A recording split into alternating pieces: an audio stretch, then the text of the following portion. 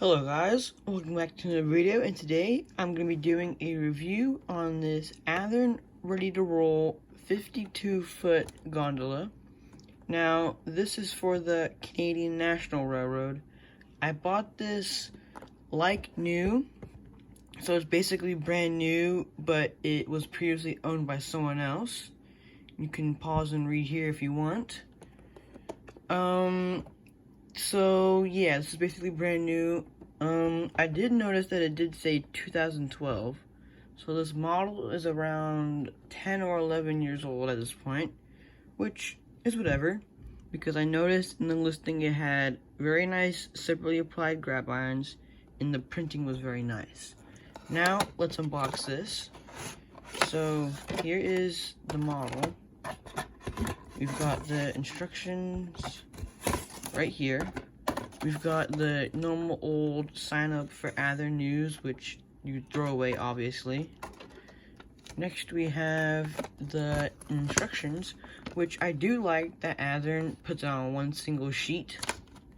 Oh, there's usually writing behind there, but I guess not. So we have the shell, stirrup steps, weight, underframe, brake assembly, wheels and trucks, couplers, and brake wheel. Now, as you can see, it's knuckle couplers, and as you can see here, it's metal wheels. So we'll get this off. Got the thin plastic wrapping, which helps from scuffs and paint loss from it rubbing against the plastic. So here's the model. Nice weight to it. You see we have the separately applied wire grabs, which look very nice. We've got some really nice printing. Let's see if we can read it. As you can see there, nice printing, Canadian National. As you can go over here, we got more printing, Canadian National. You can see the number of the car, weight limit, no load limit, no, empty and weight. I don't know exactly what they mean. Cubic feet, I think the build date is somewhere over there.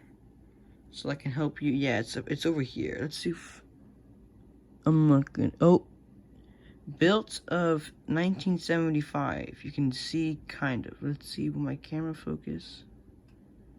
It's that bottom one. 875 is when it says it was built.